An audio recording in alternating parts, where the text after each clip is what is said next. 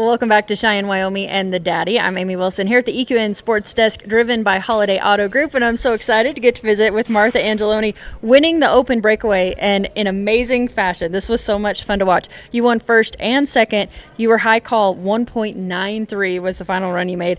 You were also 2.01. That was sixth high call, and that helped you win second place. So all totaled up $5,350. Congratulations. Thank you. I appreciate it. This is a day you needed, isn't it? Yeah, I've been struggling out here, honestly. Like, I hate to admit it and stuff, but I literally looked at Dean after the fact whenever he handed me my rope back. I was like, is this a good moment to cry? Because I've been needing this for a second. But it was good. I finally kind of got my confidence back up in my roping and everything. We've kind of had to throw for first, and I haven't been just drawing the greatest calves everywhere, and when I have drawn great, I haven't scored great. So it's kind of been a mix of everything. So I've been wanting a jackpot, and I'm glad there was one today. Yes, exactly. So speaking of that, I think it's really cool how transparent you've been about some of the low times. And you mentioned one the other day saying it was a little bit of a slow week, but you got to go to Calgary. That was so cool that they added the breakaway. But we always just see you blasting and winning, and so it's I think it's refreshing to see you be very honest about the low times as well. So what has it taken to pull above that? Just keep looking forwards. I mean, it's hard last week I thought I wrote my butt off everywhere, and I barely won anything. If I was in any other set at Calgary, I would have won at least 6,500 in any other set, and they told me to go home. I think I was 8th place both days, once with a 3 flat and once with a 3-5, and barriers are placing before that. And I feel like all my mechanics have been good, and last week I feel like it's the best I've rode my horses and everything. It just hasn't just lined up yet, and I keep saying that it's in his timing, and it's just not my time right now. And today kind of helped me get my feel back too. I got my other mare back out here that I jackpot on, and I think I'm going to stick with her for a little bit, and Jessie, and try that out for a little bit. So yeah, Chick looked great. Yeah, she feels great. Yeah, she didn't like when it was hailing on us a little bit ago though. Yeah, speaking of that, it was supposed to be in the outdoor arena. Yep. The rain and hail came, and so thankfully once the team open finished, the whole crew, the J2X crew, they have a great group of guys, and they switched everything up, reset it, and moved the breakaway in here, so you guys were able to finish. For us. So. That was because we ran the first round out there, and it was going to be a little bit muddy to run the next 2 rounds out there. So. Exactly.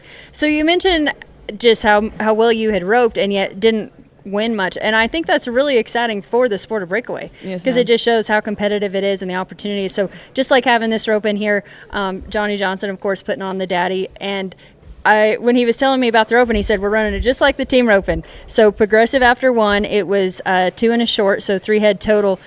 Tell us about that. It doesn't seem to matter what the format is for you, but what are your thoughts on this format? A lot of girls don't really just like the progressive after 1, but I feel like it almost makes you do your job.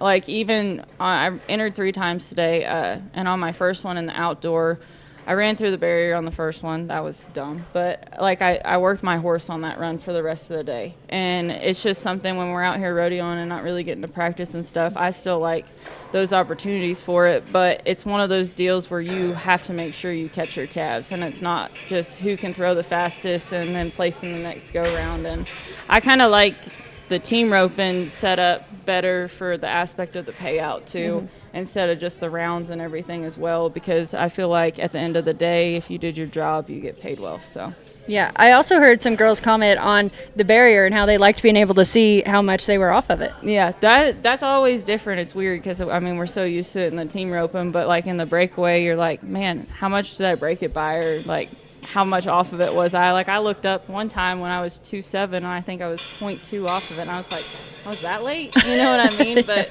it's kind of cool when you get to see that too. A lot of us like to read a barrier, like an actual barrier, better, but if you're a team roper too at heart, it's kind of cool having it that way. Yeah, so an advantage for you because you have experience in all of that. Yes, ma'am. Yeah, I was always a team roper first. So yeah, let's take a look at these amazing runs. Brian ran down there and got these for us. So we're going to start with the 6th high call, 2.01 here in the finals. Tell us about this one. That calf was really good. He kind of came and took a nice step back to the right and just made my shot easy. And this mare, she runs with her head so low that it makes it so much easier to see the calf the whole time. like, it just makes it to where I can come right out of it and not have to worry about everything. And I've kind of missed that, honestly, because my other two, they're a lot more high-powered than this mare, and sometimes it's almost too much, especially for, like, setups like this. Yeah. So. I watched that run, and I thought, I don't know if it's possible to be any faster. And then you came back, high call, 1.93 seconds to give you 6.37 total. That's just amazing. Yes, ma'am. I actually ran that calf in the outdoor arena, and he beat me out of the barrier a little bit. I wasn't going to let it happen again in the short round, that's for sure. He was a little bit stronger in here, too. He wasn't as strong as he was outside, but I'm pretty sure that's the one I was 314 on the first round. Okay. So 1.93 to finish off the Open Breakaway today. It was so cool, so much fun to watch. What's it like for you when you rewatch those runs? It feels good to actually watch him go around the neck, because lately I've been a dang good header. I keep joking, like, if I see the team ropers that are my friends and stuff, I'll joke. I was like, if you ever need a fill-in header, I got it right now, because I've been throwing them at their head, and it's been going around their ears a lot lately. So it was kind of a refreshing day. I kind of like getting the jackpot and just have fun for once when it's not as high pressure of a situation and stuff. Yeah, there's another breakaway here on Monday and then also on Tuesday. So you unfortunately didn't have a whole lot of luck at Cheyenne at the rodeo, but you'll be back with your traveling partners. So take us through what the plan looks like, what rodeos you're going to, and tell us who you're traveling with. I'm going with Hayden Thompson, and we're probably going to leave tomorrow and go over to Salinas, and then hopefully we'll be at Salinas. We're up the 19th, and then the short round's the 20th. Mm-hmm. We're at Spanish Fork on the 21st, which that's the day that the breakaway and the all-girl is here. And then the 22nd, Hayden's back up in the purse, so we're going to come back and we're going to rope in that cinch rope in here. And then, the 23rd, we're at Ogden. And then the 24th, we're at Salt Lake. The 25th, we're at Deadwood.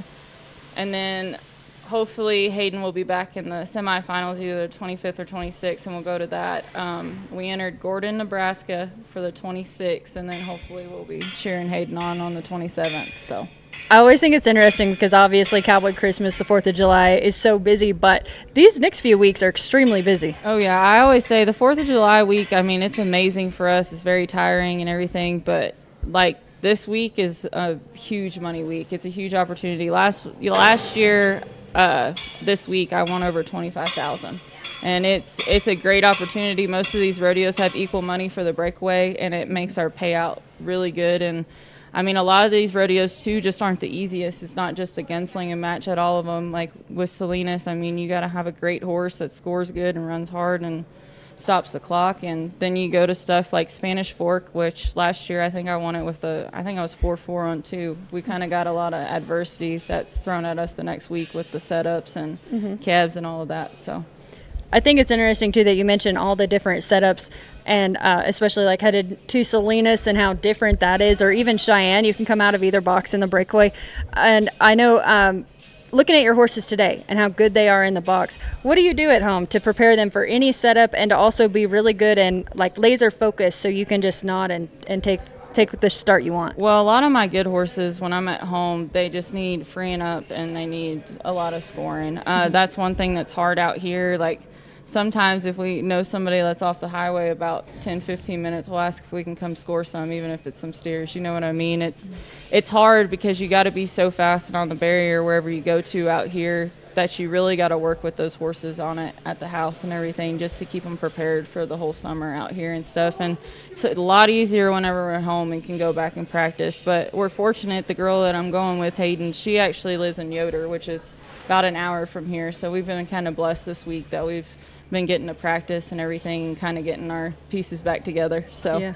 And she's been roping outstanding. She was a 2.17 in the short round, so she moved all the way from 11th high call to 5th place to pick up a check in the average too. So the whole rig's winning. Well, I keep telling everybody they've been kind of putting her on the sleeper mode. I said she's going to take somebody's spot this year. So I've been calling it for about 2.5 weeks now, right around the 4th of July run, and I think people are starting to believe me now. So I'm really rooting for her, and I want her to win the Rookie of the Year this year. And she ropes so good and so talented, and whenever she actually decided a full-time rodeo this year, I'm like, thank you. About time you actually listened to me. It's almost like having Sarah, you know what I mean? Because Sarah never wanted to go, but she was always one of the best to go, and I feel like Hayden, she was like, man, I'll go rodeo a little bit. I'll win some money this summer, and you know, hopefully get in the top 30. And now I think she realizes, like, hey, I got a shot, and she's wanting it now. So, I mean, she always wanted it, but now she's like, man, I really can make the finals, you know. How cool is that you take the opportunity to help them believe in themselves and convince them that they are as good as they are? Well, Hayden's a lot easier to convince than my sister, I will say that.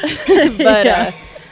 It doesn't take much when they rope that good. You just got to kind of get them out here and get them going. Like I said, Hayden was going to be out here some anyway because this is her circuit and this is where she's from and everything. But I was like, hey, let's go together some. You know, let's go to some of the rodeos. And then I kind of got her talked into going the rest of the year. So I'm glad. I'm really glad. She's an easy hauling partner, and she's dang sure a winner. And we get along great, and we laugh about the stupidest things. Like, we drove from Belfouche, South Dakota, to Basin City, which was 13 hours and 51 minutes.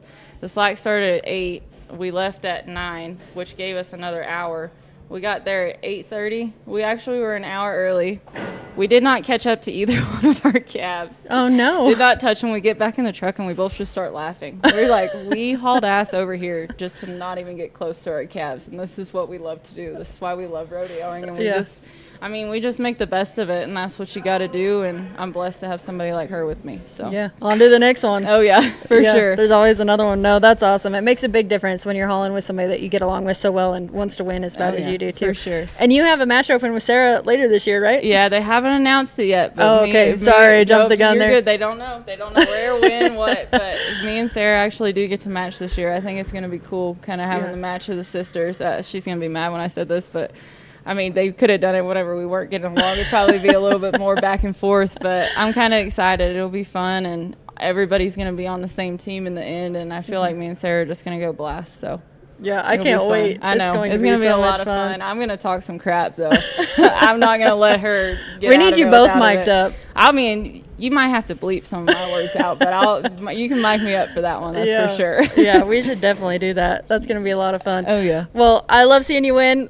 We got to visit with you at the Prefert Open and follow all your rodeo stuff. So good luck everywhere and safe travels. Thank you. I'm so glad you come to more more because you're my good luck charm. I was going to say, maybe you just need to haul me along. Oh, yeah. No, I love Breakaway. I'm so excited that it continues to grow and be more places. And love getting to see Martha just blast them. 1.93, the final run today in the Open Breakaway. $5,350 is what she's taken home. So it was awesome today. A special thank you to Johnny Johnson and the JX2 the JX2 crew for resetting everything and having it in here for us. But great job, Martha. Thank you. I appreciate it. We're wishing her the best down the road. You can always follow the Breakaway Open Journal. They keep everybody updated on the world standings and all the things going on in pro rodeo. And we'll keep you updated here from Cheyenne at the Sports Desk, and you can watch it all live on roping.com.